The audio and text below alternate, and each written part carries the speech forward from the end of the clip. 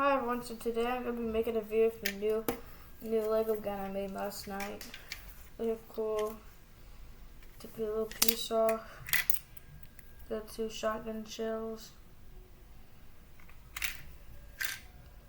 Another one right here.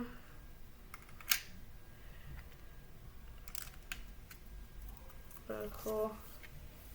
Melee, and you can kill enemies with it by meleeing, and you can also shoot. Really cool. And you can take out the shotgun shells.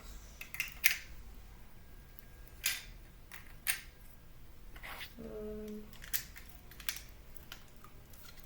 there's still adjustments to be added on my gun. This is what it looks like. I might make an instructions video how to make a gun, like a little pistol to play with. I might not make an instructions how to build a gun. And if I do, it will take a while.